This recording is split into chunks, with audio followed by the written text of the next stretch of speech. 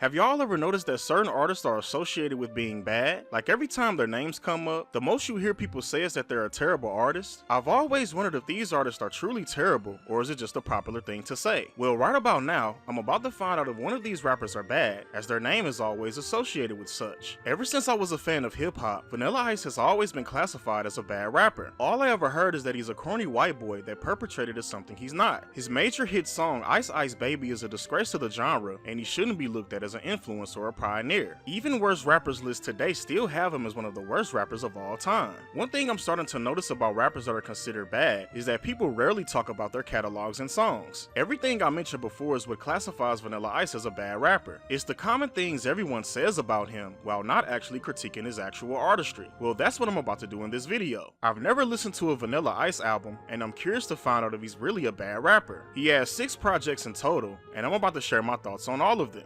Alright, stop, collaborate and listen. I sit back with my brand new invention. Something grabs a hold of me. This is my first time listening to this album, and I'm surprised by how good it actually is. Vanilla Ice provides a lot of interesting styles that showcases his flow. One thing that I like about Vanilla Ice's delivery is the confidence in his tone. When he raps aggressively, it works exceptionally due to his conviction. Another thing that surprised me was the production. A lot of instrumentals on this project are very catchy, and the mixing and sampling is top notch. Although I didn't like the song Dancing overall, the production is amazing, as the Michael Jackson and Jackson 5 callbacks are executed remarkably within the instrumental. There are many more examples of this, with the major highlight being the song It's a Party, which has unique elements throughout, and Vanilla Ice's hype style is incredible. Vanilla Ice also showcased that he can switch up his style completely. The song I Love You is a good example of this, as this track is his rendition of LL Cool J's I Need Love, as Vanilla Ice uses the exact same flow and delivery as LL Cool J. This also highlights his influences in his overall style. Girl, I keep thinking of how I feel when I'm in your arms, gives me a chill. But some of Vanilla Ice's creative vocals didn't work for me. On the song Rasta Man, he raps with a reggae flow, and it comes off as being very unauthentic. I might get crucified for saying this, but I didn't really like his flow on his major hit song Ice Ice Baby, which is due to all the extra emphasis on words, stacked with extra background vocals. Although I don't think his beatboxing is bad on the song Having a Roni, this particular style never appealed to me, but I most certainly commend his versatility. What it's like having a Roni.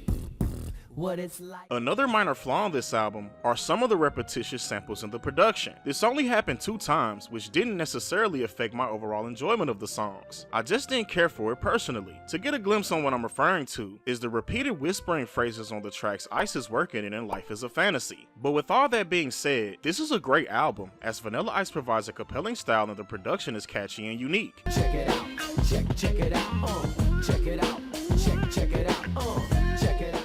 This album feels way more authentic than his previous one. This is a good thing, as he showcases a more natural style that doesn't have a gimmicky feel to it. Another major difference is the production, as a large majority of it consists of that hardcore boom bap sound. Another major difference is that the songs that lean towards the dance style are much better, which is due to Vanilla Ice's refined delivery and lyrics. Vanilla Ice came out swinging, as he stakes claim of his position in the rap game and addresses all his critics. Some of these tracks are bittersweet, as Vanilla Ice's confidence didn't reflect his reality. A good example of this is the song Menace of Power, which is about how he's constantly succeeding in his career by the minute. This was far from the truth, as this album was a major setback for him. This is kind of sad, as it was inevitable, as he was a very controversial artist from the start, and many people preyed on his downfall. Although this is the case, this doesn't affect the actual quality of the music, which is incredible. I had no idea that this was going to be a no-skip project, as everything flows together perfectly in my opinion. Another interesting thing about this project is that Vanilla Ice also addresses rappers that have dissed him while he was at the height of his career. A major highlight on this album is the song Hit 'Em Hard, which consists of a hardcore boom bap instrumental, along with an amazing hype and aggressive flow from Vanilla Ice. He sends shots at the rappers Marky Mark, Third Bass, MC Hammer, and Luke from the 2 Live crew. He disses these rappers throughout this project, and I'll be lying if I say that he didn't go in. I put a crunch on Marky, take the funky out of his bunch. I hit the home run, you got the third base, I'm in first place, take a seat. Another major highlight of this album are the smooth laid back tracks dedicated to the ladies. 2 examples of this are the tracks I Go Down and Blowin My Mind. The production on these songs are heavenly, and Vanilla Ice matches the styles of the production exceptionally, as he also provides compelling smooth and laid back flows.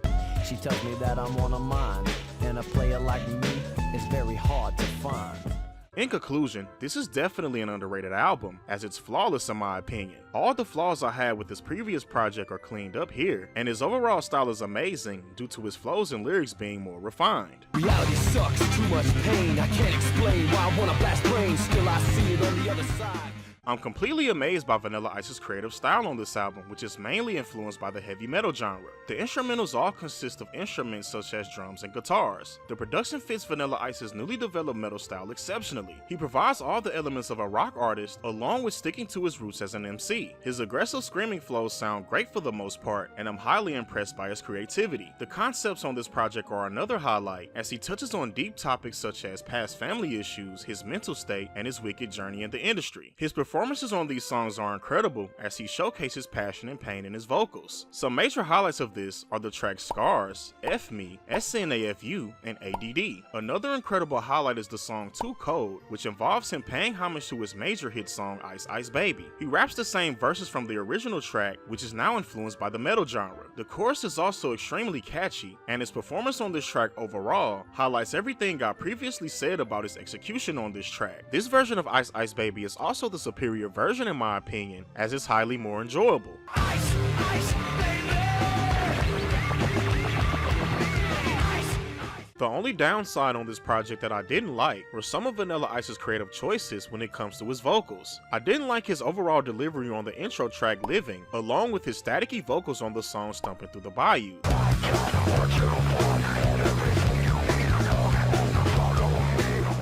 All in all, this is an amazing album. I'm highly impressed by Vanilla Ice's creativity, as he has the ability to adapt to many styles. The multiple elements of his metal-influenced style is intriguing on this project, along with the hard-hitting production. Something is taking over. My brain is like a motor.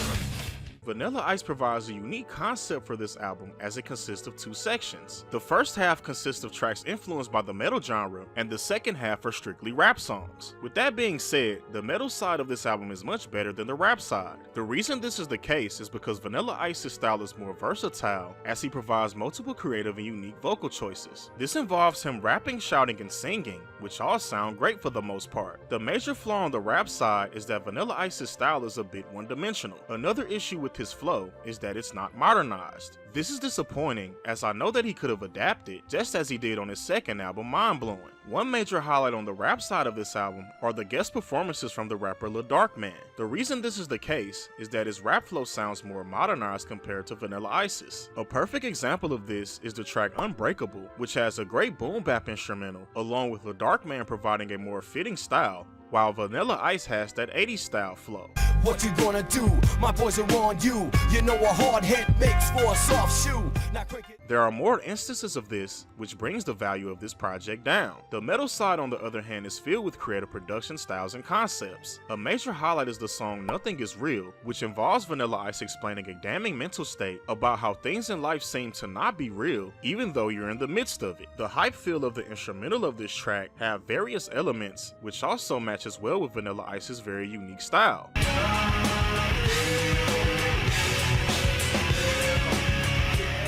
The song I Know is another incredible showcasing of Vanilla Ice's unique style, as his rapping, singing, and melodic vocals sound amazing. This song also has another interesting concept, as Vanilla Ice talks about how he's aware of various entities that want to take him down, but they won't succeed, as he's already 2 steps ahead of them. I try to weed out the real from the fake ones.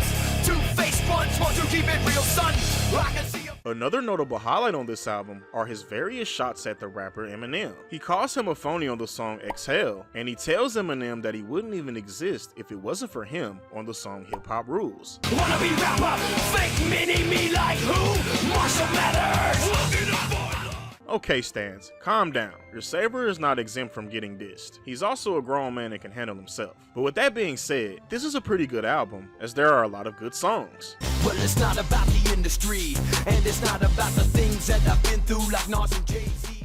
Vanilla Ice starts off this album with a bang, as his rap style is more refined on this project than it was on his previous album. He found the perfect blend of his metal and rap influenced style and incorporated it in his overall flow. There are various tracks on this project that involve him providing multiple unique styles within his flow. Perfect examples of this are the first two tracks, Survivor and Ninja Rap 2. These tracks also have interesting concepts that involve Vanilla Ice talking about how he survived the wickedness of the industry. He also embraces underground hip hop, which is what he now considers himself, as he isn't in the limelight anymore. Now I live in the underground, blasted, dark side soldier, hating people who were plastic like Bill. Another great showcasing of his unique style is the track Say Goodbye, which consists of a fascinating instrumental with incredible beat switches and catchy melodies. But although there is some good on this project, it definitely has its flaws. The first notable flaw are the recycled tracks from his previous album. These songs are OKS and Detonator. I sort of understand why he did this, as he wants to promote those tracks, as they probably weren't noticeable on his last project. But for me, I still prefer if new tracks were on the album. The remix to his major hit song Ice Ice Baby is met with the same flaws as the original track, as I don't like his flow, which is the same flow I didn't like on the original version. The new instrumental also doesn't hold up to the original song. Alright, stop, collaborate and listen. Ice is back with a brand new invention. Something grabs a hold of me. The metal version of Ice Ice Baby will always reign supreme in my opinion. Other flaws are him providing unamusing styles and flows. This album also has 10 skits, which is crazy. I like the concepts of the skits, as it's him going through his answering machine, but making it 10 extra tracks on the album is a weird decision. Another thing Vanilla Ice did on this album is provide metal tracks which are decent overall. Step Up or Shut Up and Persevere are both bangers, while I didn't like his creative vocal choices on the track Trailer Park Mullet Wars. All in all, this is a good album, as Vanilla Ice continues to showcase versatility, but it definitely has its flaws as well. This is my gear. I get that through your ear. Yeah, I'm right here. I'm an engineer. On Vanilla Ice's final album, it's a complete mixed bag. I commend him for always experimenting with different genres. For this project, he experiments a lot with the country and pop genre. The pop influenced tracks don't appeal to me at all, as the overall sound of them isn't sonically pleasing. Another interesting thing about this project is the quality of the music. The best way I can explain it is that this project has that pure underground hip hop feel to it, which is due to songs sounding low quality and high quality at the same time. This is both good and bad, as some of these songs are enjoyable and others are not. Songs like Born on Halloween with That in My Way captures that underground feel perfectly, while songs like Rockstar Party and Nightmare Disco are executed poorly with lackluster production and performances. This also led to Vanilla Ice creating his first bad song, Cadillac Ninjas. The creative choice of Vanilla Ice's vocals are horrendous, as the robotic effect is annoying. The instrumental is very mediocre as well. Slow swerving, hazard light cruising, all the honey's choosing, player haters. Another highlight of this project are definitely the songs that are influenced by the country genre. A major highlight for me is the song Bought and Sold. Vanilla Ice showcases a passionate rap performance, and the featured artist Ruckus provides amazing singing vocals on the hook. Vanilla Ice also showcases his singing vocals as well, which continues to highlight his creativity and ability to effectively experiment with different genres. A perfect example of this is his rendition of the song Mama Don't Let Your Babies Grow Up to Be Cowboys by the artist Ed Bruce on the song Oh Mama. Vanilla Ice's singing vocals are really good, along with the sound of the solo guitar, which adds that country feel. Mamas, don't let your babies grow up to be strippers. All in all, this is a fairly decent album. I like the fact that Vanilla Ice continues to showcase his versatility, but a lot of the songs miss the mark as they aren't sonically appealing overall.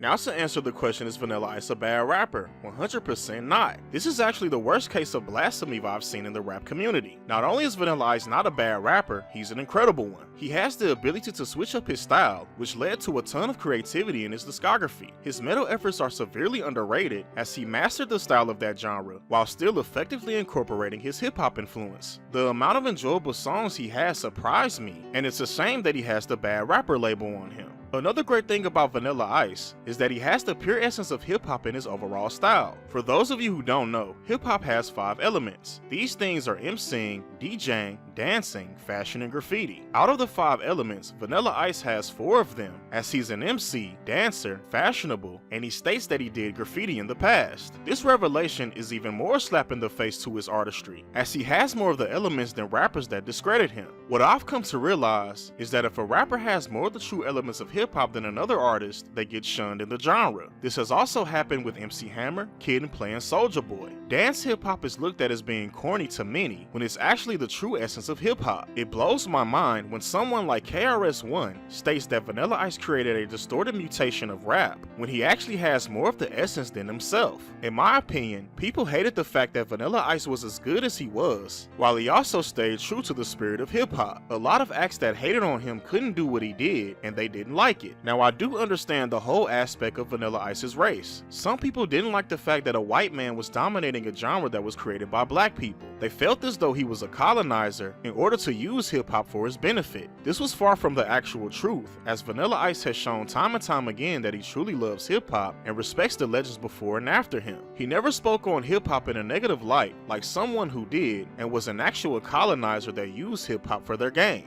I'm glad that I listened to Vanilla Ice's catalog, as it led to me gaining a newfound respect for him, and on top of that, he's not a bad rapper at all. It was destined for him to not succeed, as he was something unheard of at the time, and the world wasn't ready for a white rapper that was actually true to the essence of hip-hop. He may not have won the battle back in the day, but he definitely won the war, as he's still highly successful and respected amongst his peers. With that being said, this was another episode of my Bad Rapper series. Stay tuned, because I plan to do a lot more.